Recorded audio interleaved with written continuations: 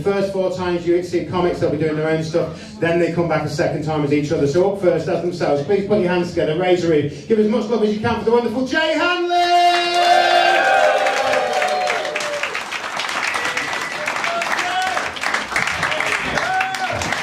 Hello everybody, nice to be here. My name's Jay. A lot of comedians like to start off by doing a joke about how they look like someone famous, but I don't look like anyone, so what can I do? Jesus Christ, thank you sir. Good. Not allowing that comedic conceit to settle any longer here. You look like fucking Jesus now.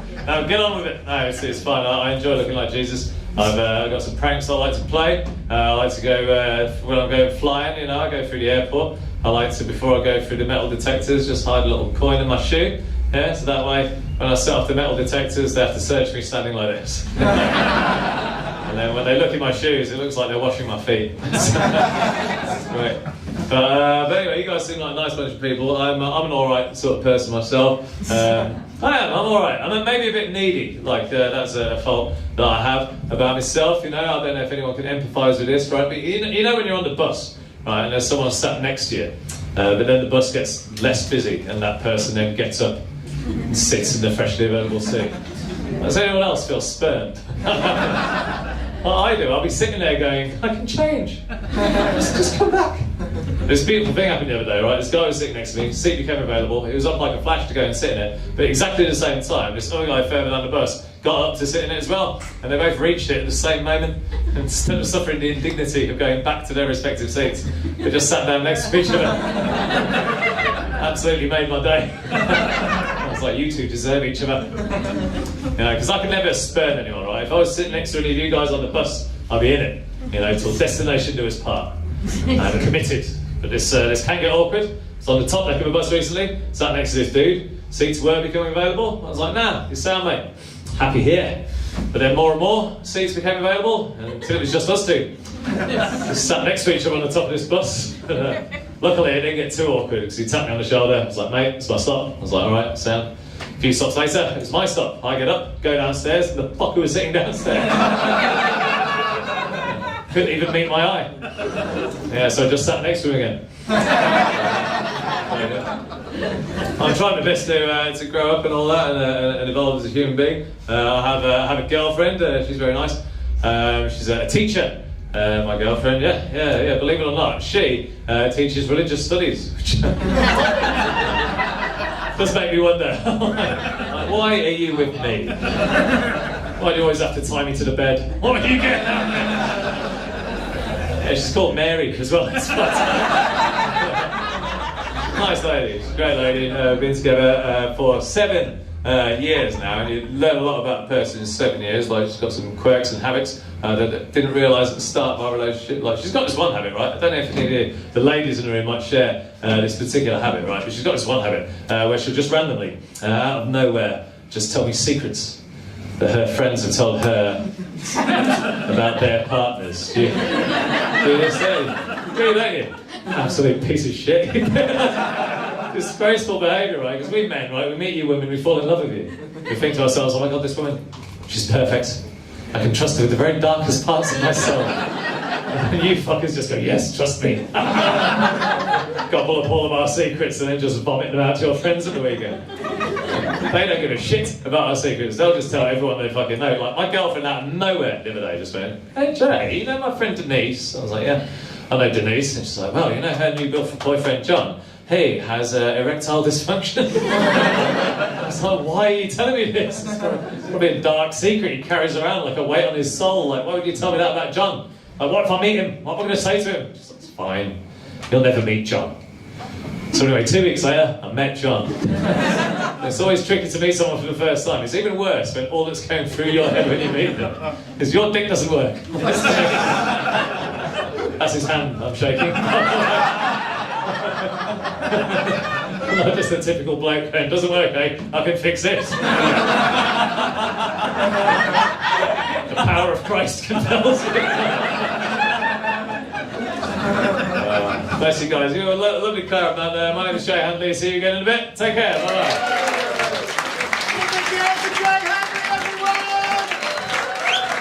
And up second, put your hands together, raise the roof again, this time for the wonderful Ross Leslie!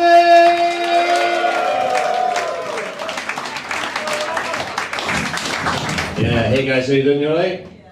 Good. My name's Ross. I am a Scottish person, you know that just by looking at me.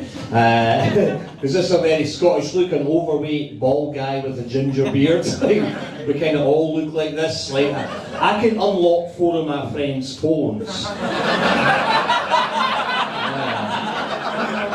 There's no secrets in our group chat.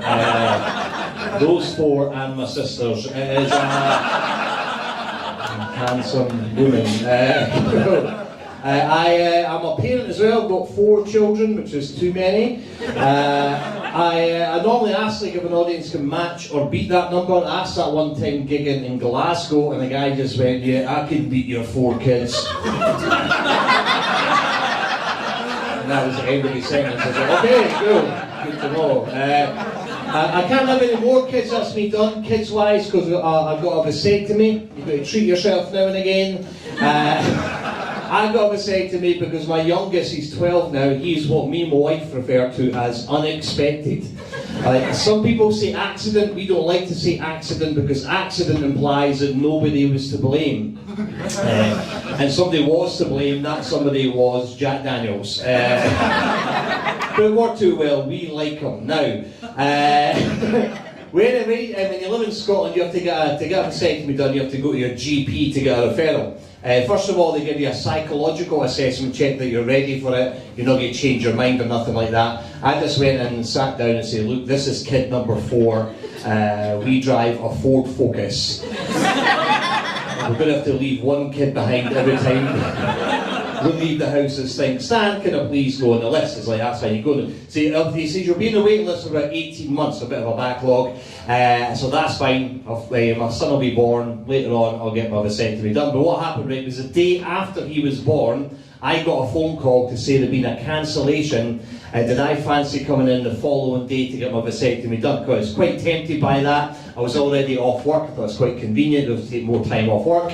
But I thought maybe not, because it's a bit of an insult to my son. He's just enjoying being alive, and there's his dad on the phone putting plans into place to make sure he never happens again. Like, I've judged how shit it's going after 24 hours. But I can't make decisions for myself, so I came off the phone. I say to my wife, I says, I don't know if you caught the tail end of that conversation, is about the vasectomy. And my wife just started pointing at my balls, and I thought, that's not a good sign. Because we're in a long term. If you're in a new relationship and your partner starts pointing at your balls, something good's about to happen to you. None of that. She started pointing down there and said, "Ross, a vasectomy's happening there tomorrow. It's up to you whether or not that is done by a medical professional." Got it done. Very angry lady. Got it done. I fainted after it.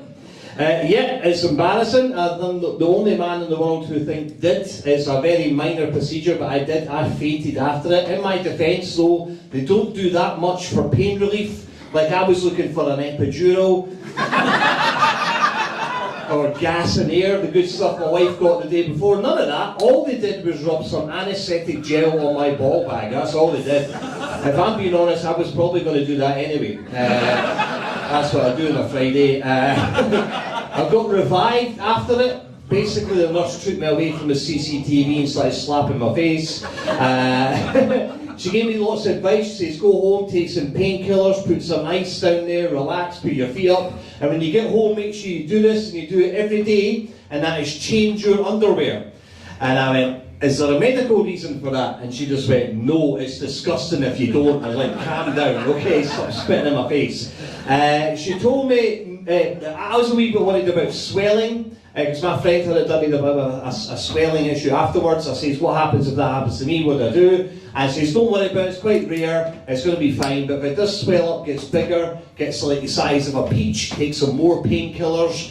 But if it swells up to the size of a grapefruit, that's when you need to get in touch with the hospital. Like, I'm a fat Scottish man, I have no idea sizes of fruits. That is a risky game. change it for guys like us, change it to foods we know. The size of a Scotch egg, you'll be okay. That type of thing. Size of haggis, you're fucked. The last thing about my balls is she told me to be careful when I got home. And I was like, what do you mean? She said, be careful in the shower and stuff like that when you're washing. You don't want to interfere with the stitches and stuff. You don't want to interfere because you might accidentally pull out a stitch. And you don't want to do that because you'll be left with a horrible scar. And I was like, oh, right, oh, that's not a big deal. It's your scrotum. They kind of look like they're covered in horrible scars. Anyway, let's be honest, lads. Like, nobody in here's got a good-looking ball bag. That's not an invitation. Nobody in here's ever got a scar on their scrotum and, oh no, what you done? You've ruined it. That's where modelling day's over. You guys will be lovely every North Side. I've seen that.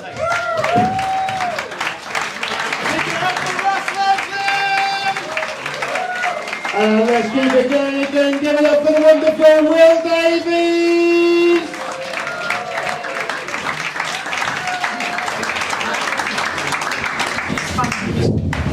Oh, hello. When I meet people for the first time, a lot of them ask me, what's wrong? Nothing. Just my face and my voice. I'm aware that there is a vibe here. I'm aware that this is a very downbeat kind of energy.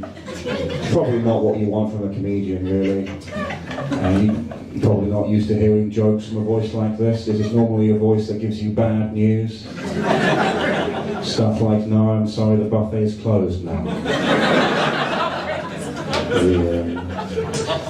There is a vibe. I do get a lot of complaints from my friends about the vibe. For example, last year I was at a party and a friend of mine crossed the room to ask me, William, would you mind awfully moving around a bit more?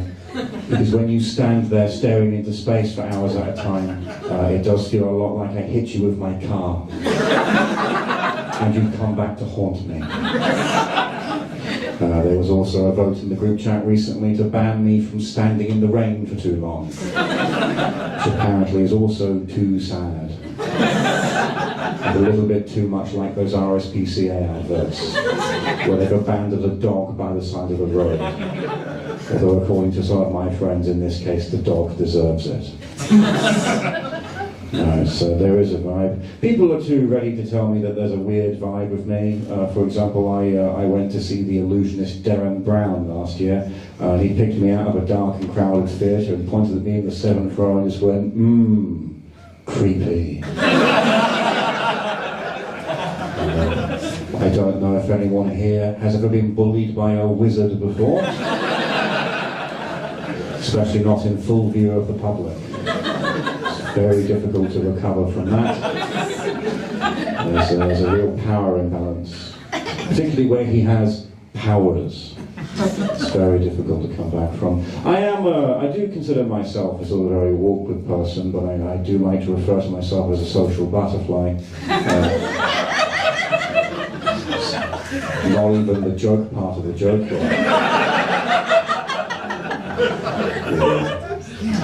But no, I do like to consider myself a social butterfly, but very much in the sense that, like a butterfly, I have no understanding of human interaction.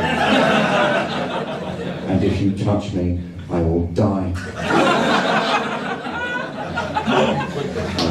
I don't like to be touched, which is a problem because there's so much hugging in the arts. I really don't understand why. There's so much about people that I don't understand. I think the main thing that I don't understand is probably fun. Not a big fun guy, which is good for me that I've come to the Edinburgh Fringe Festival, the world's biggest festival of fun. I'm having a horrible time. It's genuinely awful. The worst thing that I've seen so far is definitely the silent disco. Because if you've not seen the silent disco, it's exactly what it sounds like. It's a gang of people dancing through the streets in ecstasy to a song no one else can hear, like medieval peasants who've been poisoned by bad grain. I could never do the silent disco. I could never express myself openly and physically in that way. Like, even this gesture was too much for me, really. Like, if I could do this lying down quietly in the dark, then I would. No, but then that wouldn't be stand-up comedy. That would be more like the theatre. The main reason I couldn't do the silent disco is the name. The name frightens me. It sounds very much like a euphemism for death.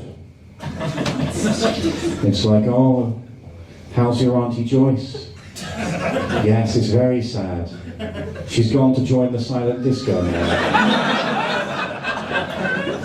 She's boogieing with the angels. Anyway, thank you very much. Please welcome back Will Davies.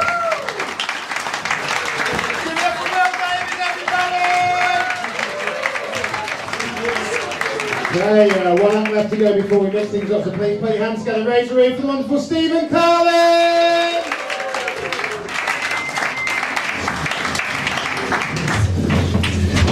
So, one of the good things about alcohol is that when you drink alcohol, you find out who you are as a person. Not necessarily who you want to be. But, for example, I drank a bottle of vodka and I found out I'm a very bad driver. So I said, I've had to quit. I've had to quit drinking now. Well, actually, more retired because I've done my time. And then, like a top athlete, I have walked away at the top of my game. Because basically, one night I was lying face down in a pool of my own vomit, and I thought, do you know what? I've nailed this now. Because I grew up between Edinburgh and Glasgow, and very, very rough town in the 80s, very, very racist, sexist, homophobic place, which was kind of weird that it was so homophobic, because we had the highest rate of homosexuality in the UK, in my town. Yeah, 97%. Yeah, everybody was gay. My town, everybody, if you did well at school, you were gay.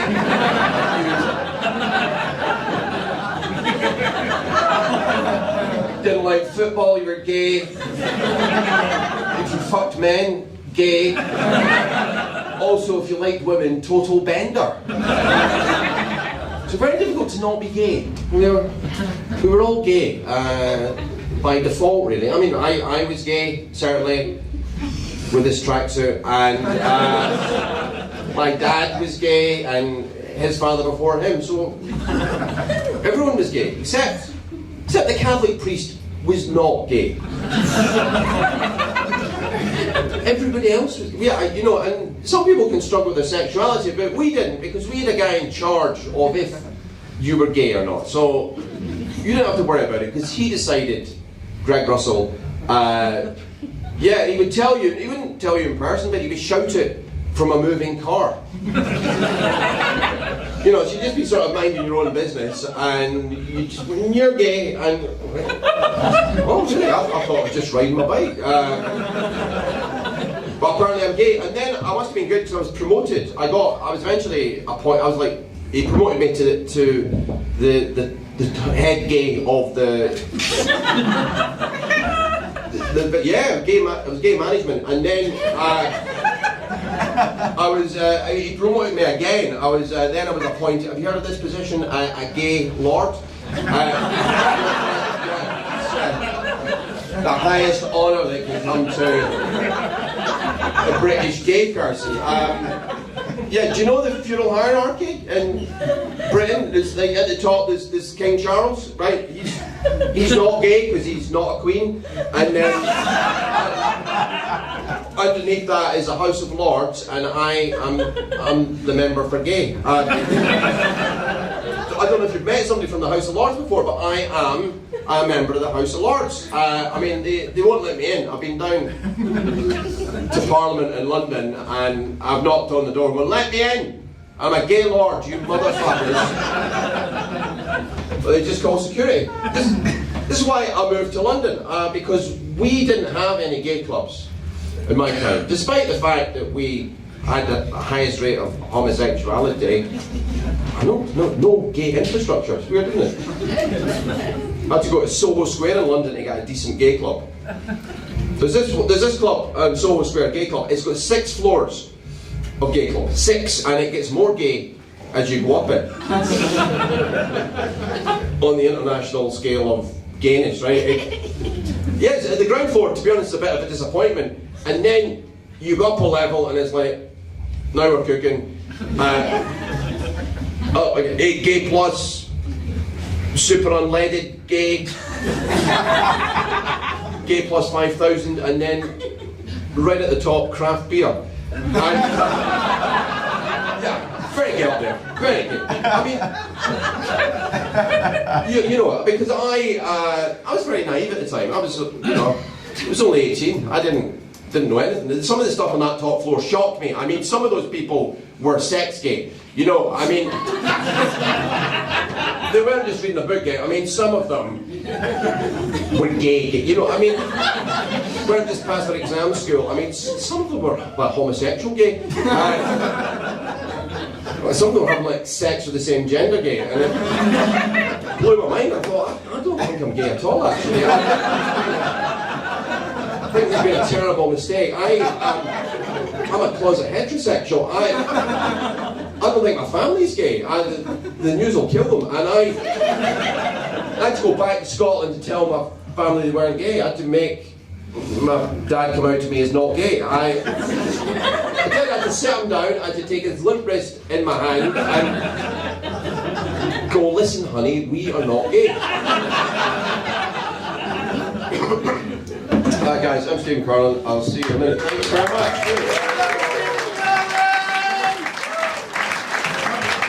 So, we've seen all the acts for their own stuff, now we're going to mix them up and bring them back as each other. So up first, this time in the material of Will Davies. Welcome back to the stage, Ross Leslie!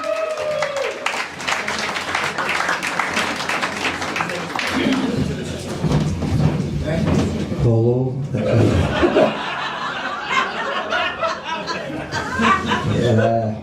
Every second is pain. When people meet me for the first time, they say, "What's wrong?" When they meet me for the second, well, they've never met me the second time, so nobody wants to spend time with me. It's just of course, it's just the face and the voice. I'm aware of the vibe that I give off, which is semi-professional paedophile. I dabble. God forbid a man has a hobby.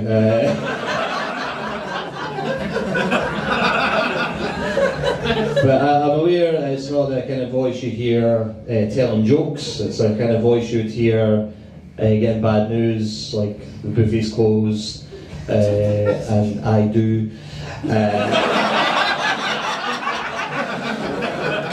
I know it's only 10 seconds in, but I've come. And I know you've not.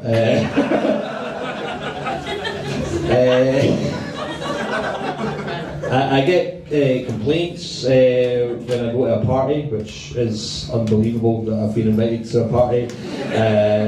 But just try and imagine this is make-believe. They say, William, can you move about, like move around, like maybe go outside, and don't come back. Because I give off the vibe that I've come back to haunt them after clearly jumping in front of a car.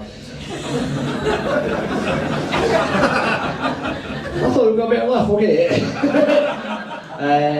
Yeah, I kind of give off the vibe that it's like standing in the rain too long, like an RSPCA ad, a dog that deserved it, that was quite bad. Or a dog that killed itself when I started speaking to it, I don't know. So enough for Rover, fuck this. I went to see Darren Brown, and he called me creepy, and he is a magician, which is like Epstein calling you a pedo. I hate magicians. This is Ross speaking here, just so it makes a bit of an awkward person. People describe me as a social butterfly. You never laughed there, but you laughed at the setup there. Then you go to the joke part, which is quite hard to work out in my set when it is a joke part. This sounds a wee bit like roast battle now. I don't like to be touched, I've been told. a wee joke about never having been touched. Okay, fair enough. I thought that was good. Okay. It's quite tough being this downbeat coming to a fun festival. I'm having a horrible time. Not as horrible as my audience is, but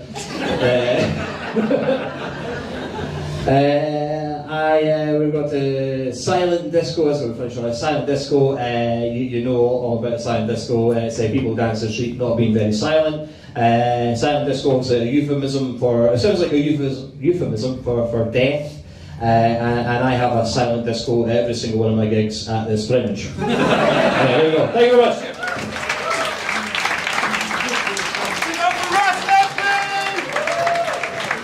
Fantastic. Up next, this time with the material of Stephen Carlin. Welcome back to the stage, Jay Handley! Hello! I'm Scottish, hello. It's nice to be here in Scotland, where I'm from. Aye, that's where I'm from.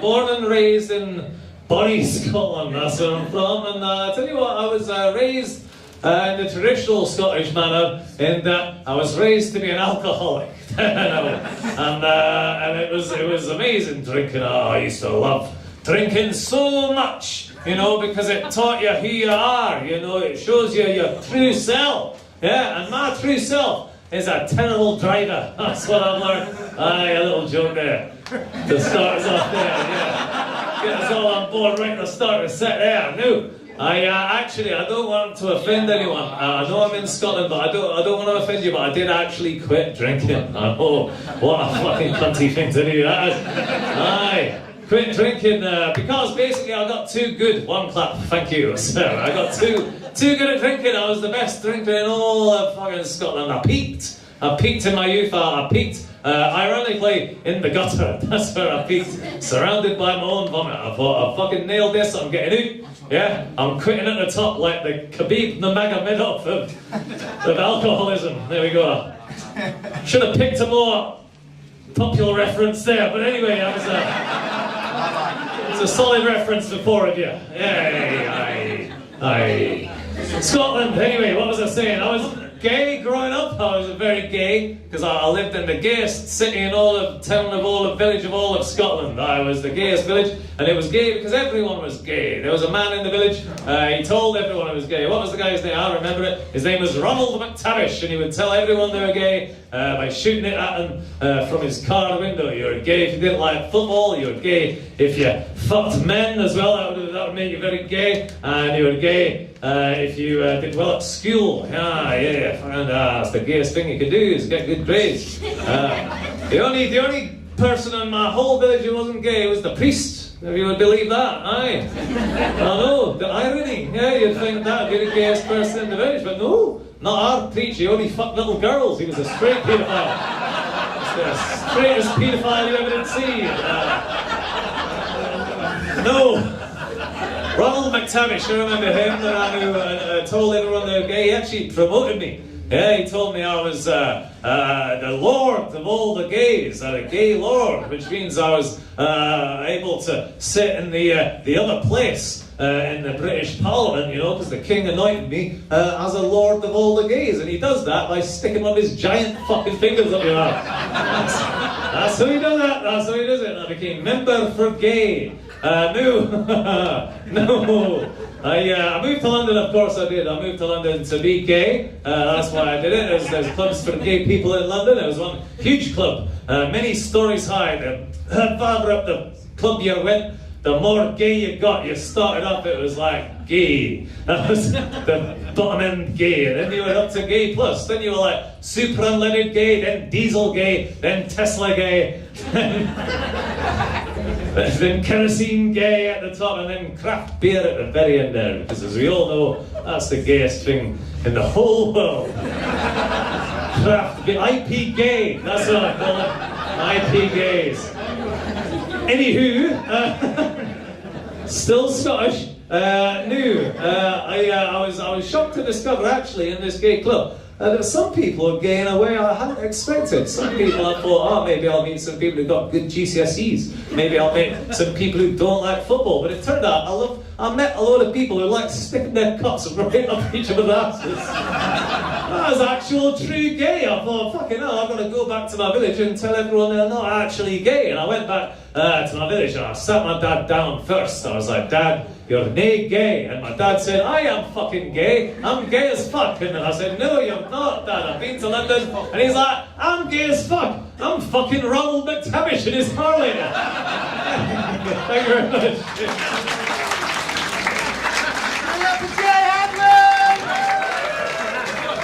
And up third, guys, this time with the material of Ross Leslie. Welcome back to the stage, Will Davies!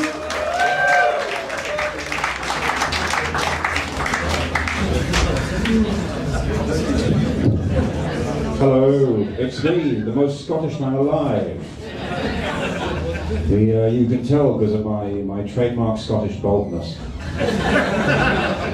I've come here to inform you all today that I am the most virile man alive.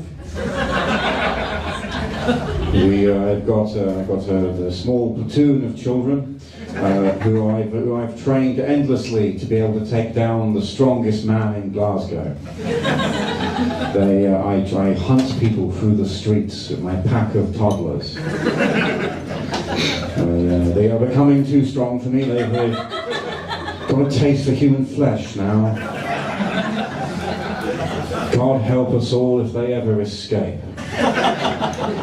Because of the feral strength of my held children, the United Nations has asked me to get a vasectomy,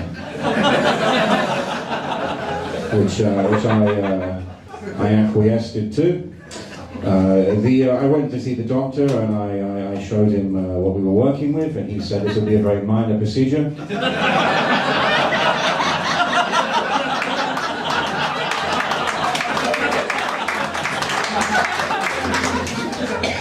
Possibly the most minor procedure we've had in some time. We will in fact have to import a robot from Japan just to do the surgery. Yes. Anyway, so I had the procedure, which I did not enjoy. It was very uncomfortable and painful. It didn't do much for pain relief. They do normally. It's just that I had spoken to them for at least 5 minutes before, so they thought that, better put the boot in while they can. Which is, I do feel is fair, given all the horror that I've unleashed upon Glasgow in particular. I had a long conversation with the nurse afterwards about the things that I should and should not do with the open gaping wound on my testicles. I was advised that I should practice basic hygiene.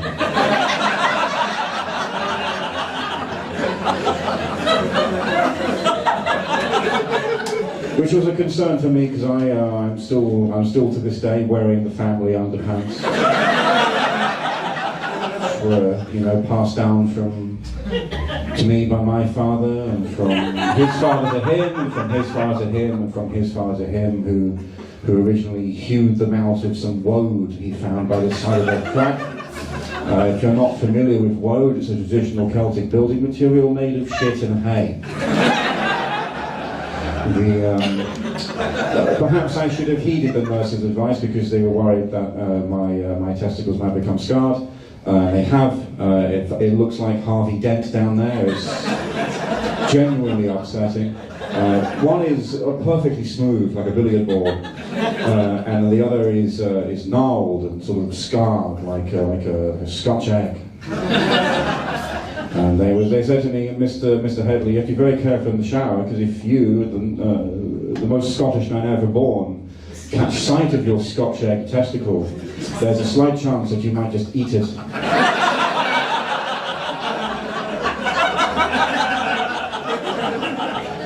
Now, it's like you might not think that I'm a terribly flexible man on account of my substantial girth around my midriff and nowhere else.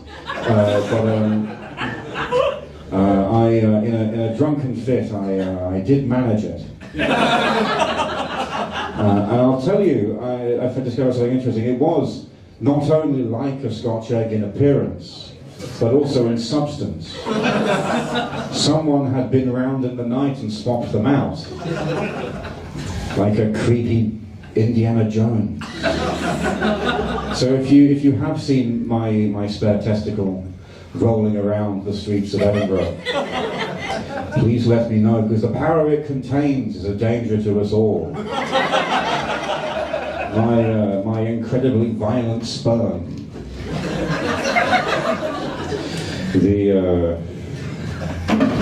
And also I'm a paedophile for no reason. Thank you very much.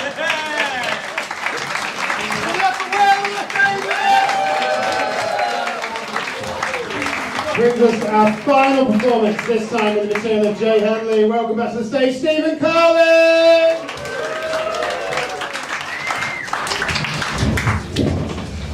I'll tell you one of the things about having a beard and long hair is that people think I look like Jesus. But like only a sort of European ideal of Jesus. You know, we know that Jesus was actually black. But if you're a racist, then I think most of you are, then I only look like Jesus to you. So it causes a lot of problems at the airport. I mean, you'd think I'd get put straight through as a VIP, but they don't like me because I keep turning water into wine on EasyJet, you know. Because that's how they make most of their money, is like just on the sort of bar sales and that, so I'm really fucking their business model up. So I'm always getting pulled over at airports for looking like Jesus. I mean, imagine if I looked like Muhammad. I mean... that would be even worse, wouldn't it, you sensitive motherfuckers? So... yeah,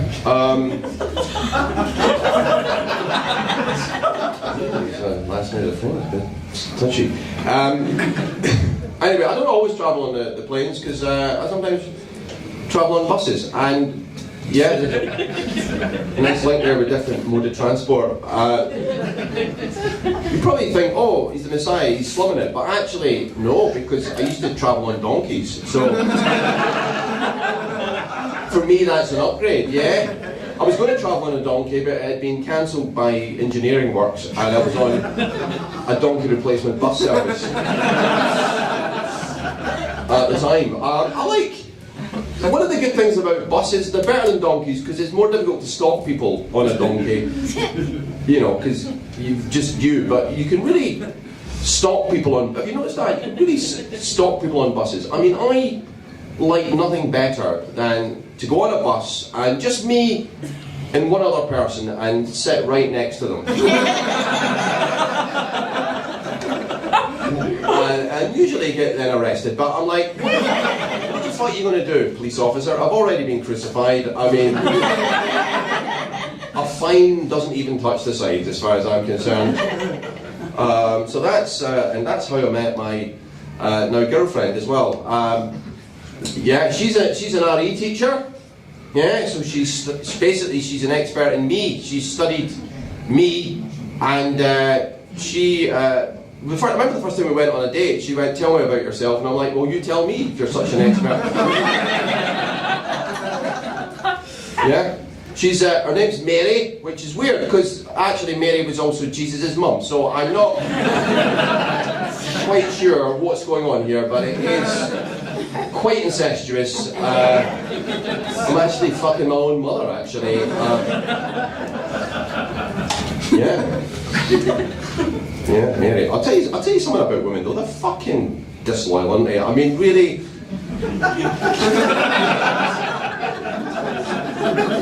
I know I'm Jesus and I'm meant to love everyone, but aren't they really? I mean, no offence to all women in the audience, but you can't keep your trap shut. I mean, seriously.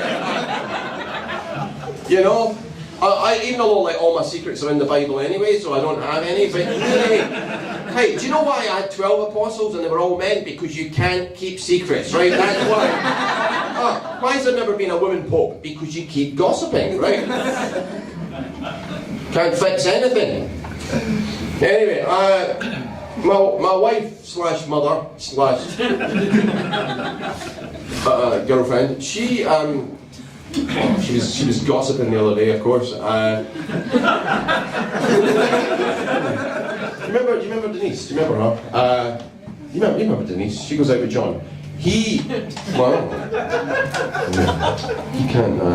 get out, you know, he's got erectile dysfunction, yeah. So apparently I'm meant to do something about it, like Mary's going, well, I mean, you can raise the dead.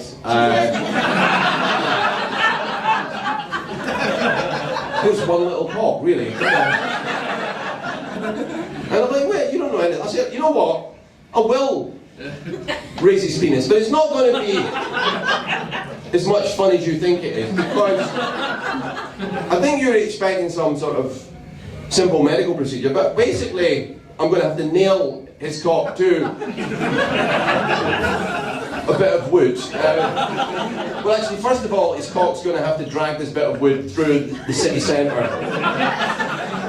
and have people mocking it, and then he has to get that bit of wood nailed to his cock, and yeah, and then put like these sort of thorns, like kind of rose bushes on the head of it, and does he still want me to fix it? And then put a sword in the side of his cock. Then you have to wait for 3 days, and at that point, he's like, "No, I think I'll just try Viagra." Guys, I'm Stephen Carlin. Thank you very much. Cheers.